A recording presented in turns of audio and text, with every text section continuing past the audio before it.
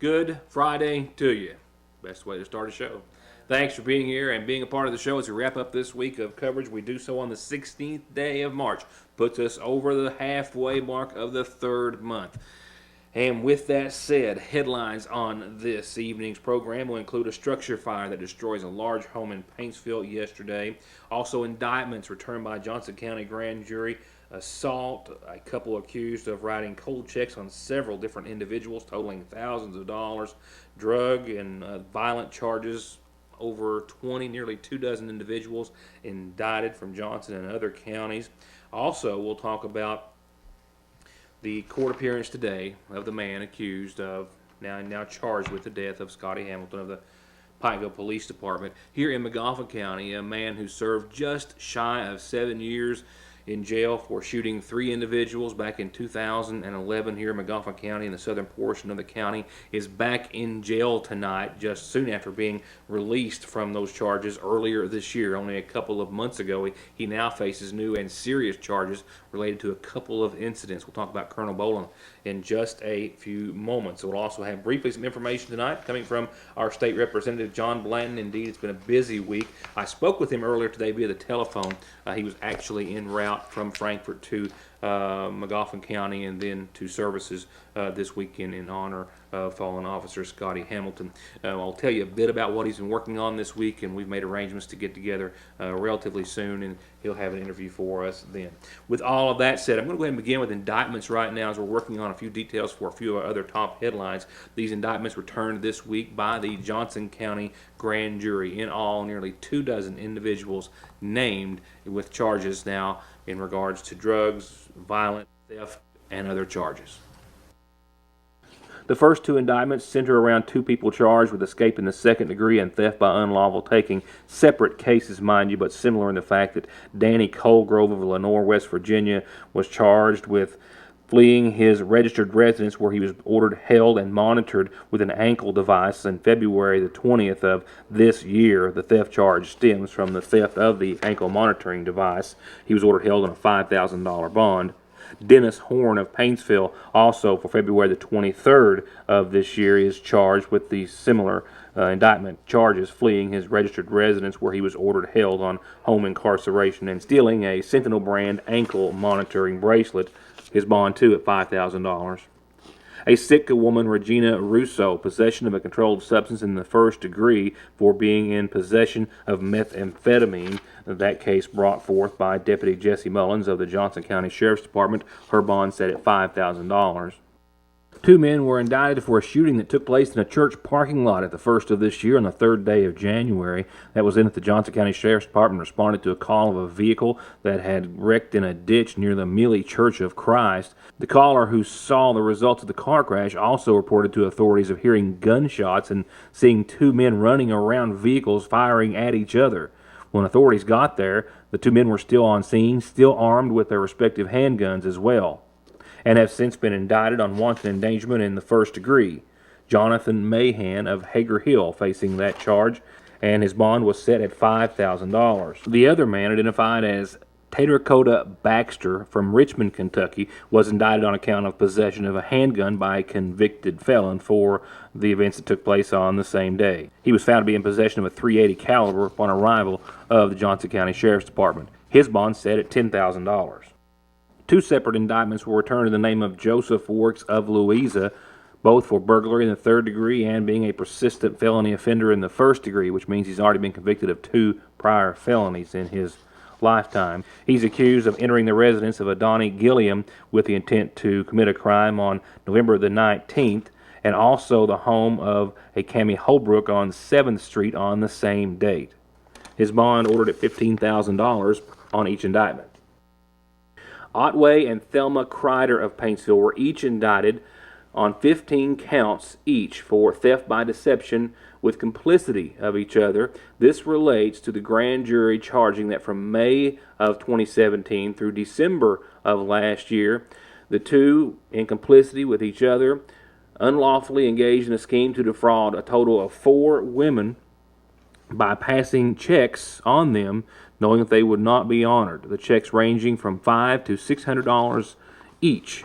those 4 women testifying before the Johnson County grand jury that they wrote anywhere from 1 check on one of the ladies to as many as 8 on another, totaling about $8,000 altogether.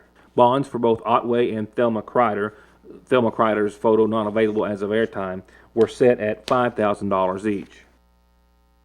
A total of 3 people were indicted for assault in the first degree, assault on the same individual, Justin Sloan of Garrett, Charles D. Perkins of Louisa, and Jordan D. Stampard of Crum, West Virginia, all indicted on a charge of assault in the first degree complicity for assaulting the same man on October the 12th of last year.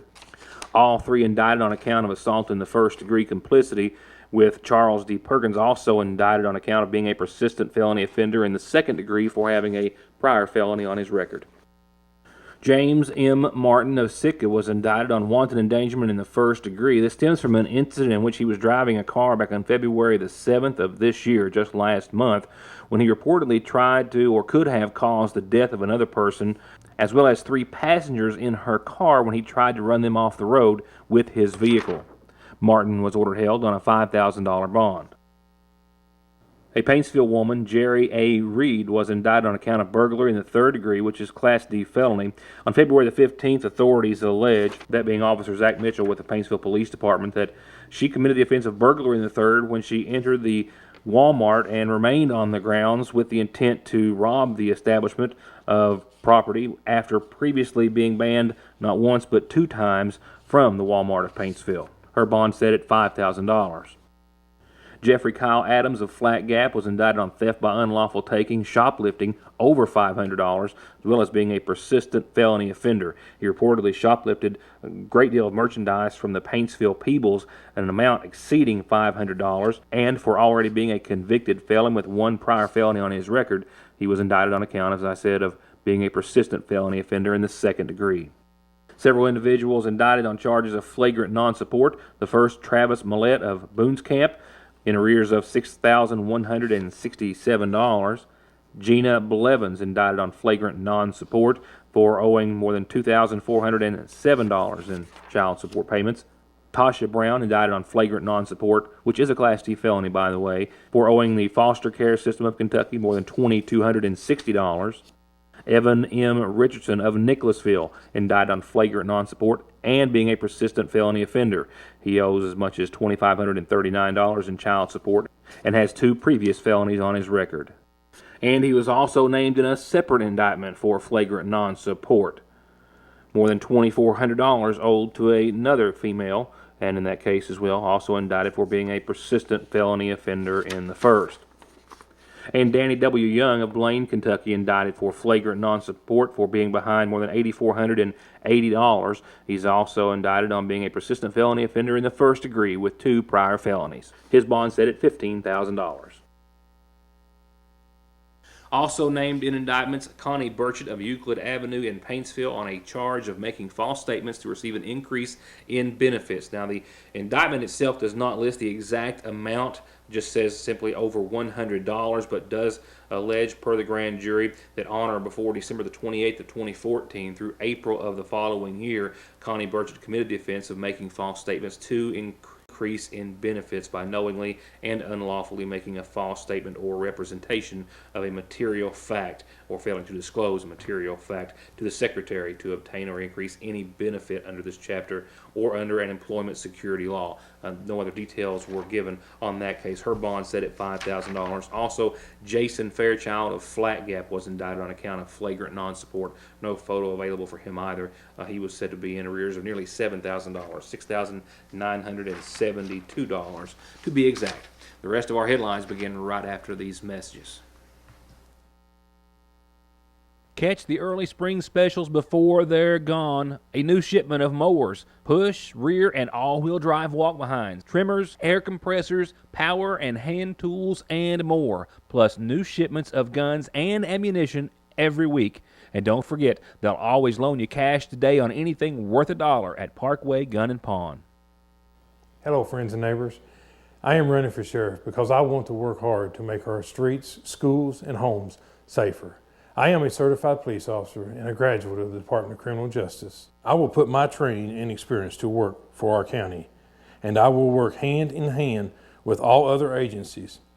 As a parent and officer, I know our kids are the most important resource, and I will do my very best to protect them and continue to tackle our drug problem. But I need your help. Please vote and elect Michael Nichols for sheriff, number 4 on the ballot. Thank you, and God bless. They call it the Fiver, the 5 spot, names for a $5 bill. And now you can add a new one.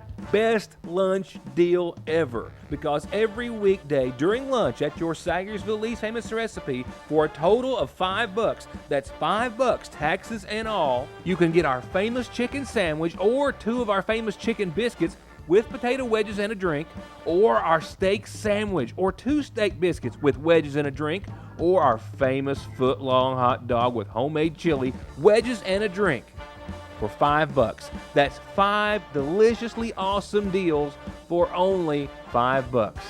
Every weekday from 11 to 2 at your Sagersville Lee's. I spoke with Magoffin County Sheriff Carson Montgomery earlier today, seeking an interview, which he granted sometime next week. As the case is still evolving, he was actually working on another at the time of our conversation. But there are more cases pending, he says, and he'll update us in person next week on the arrest of Colonel Lewis Bolin earlier today in Magoffin County. And this, of course, follows a long history of violent crimes that goes back to 2003.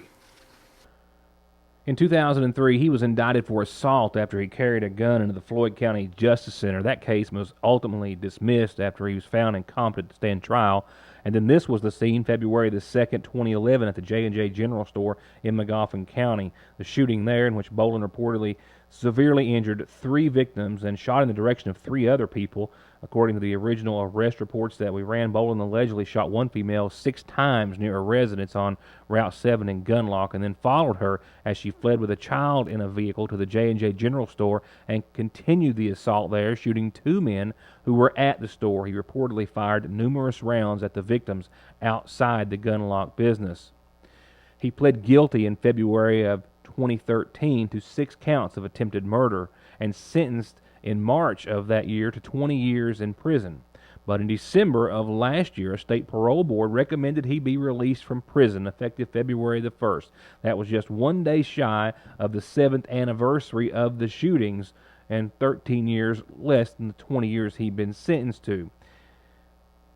He had sought parole 2 other times since his conviction and was denied both times, but he was officially released on parole January the 19th of this year, just about 2 months ago. Now, this is the situation today. From what we understand, the Magoffin County Sheriff's Department responded to a complaint. Deputy Jonathan Holbrook, I know one of the officers responding, that over the course of the past day or so, Bolin had forced his way into a woman's residence on Goat Mountain here in the area and wouldn't leave. I'm unsure of the relationship or knowledge between the two, but she called authorities and wanted him removed. He'd been back and forth to the residence over the past 24 to 48 hours. There were guns in the home, which he knew there were. He had also approached some individuals at that residence or nearby saying that he had cash and wanted to buy a gun. The Magoffin County Sheriff's Department did respond to the house just earlier today. They did find Bolin, and after questioning, took him into custody. Now, this is where we'll find more out next week. The Magoffin County Sheriff did confirm that it was while being taken or while in custody that he started making threats to several individuals, threatening to kill, for example, one, the public defender for his case at the time he was being defended for the triple shooting here in Magoffin County back in 2013. The Sheriff's Department also arrested him today on an outstanding warrant. In just the 60 days or so that he's been out, a little less than that actually, he already had an active warrant out of Knott County where he was charged with assault in the 4th degree and terroristic threatening in the 3rd. He has since been jailed on those charges, and now the Magoffin County charges of terroristic threatening in the 3rd, possession of a firearm by a convicted felon, criminal trespassing, and as I said earlier, more charges are believed to be pending, and we'll get more from Sheriff Montgomery early next week. He remains jailed in the Big Sandy Regional Detention Center, however, at this hour, and faces with these charges, those from Knott County and Magoffin, we would suspect a parole violation. We'll sort all of that out and have more next week. That's next week, which is going to follow a weekend pretty much split right down the middle as far as conditions. Your Licking Valley RECC forecast before I leave you, 38 degrees tonight. Clouds are going to be on the increase. That 30% chance of showers is really after 5 o'clock in the morning.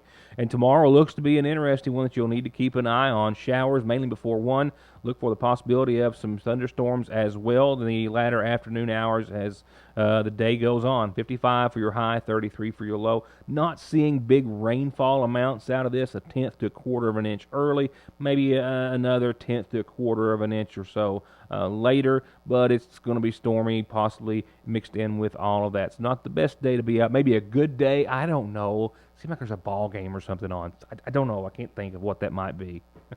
Good excuse to stay inside and catch the cats. Sunday is a good day to get out and stretch your legs. Sunday sunny and 56 degrees, clear, dry, and short-lived as the shower chances move back in, as does next week. Monday, 59, will start off partly sunny, but we'll also see a 30% chance of showers go to a full-blown 80 to 100 by Monday evening. And those showers and possibly some storms, a little hesitant to say storms, but more so showers on your Tuesday, 56, clouds, wet. Wednesday, we dip back down into the 40s with more clouds, maybe some rain and snow making its way back into the forecast by midweek with temperatures that night getting down to below freezing. And that is going to wrap it up for this evening and for this week. Keep an eye on what could be some stormy weather tomorrow, and we hope you enjoy what looks to be a beautiful Sunday. And then after that, we hope to see you back here to start off the next week of programming on Your News Today. Have a good night, a good weekend, and see you then.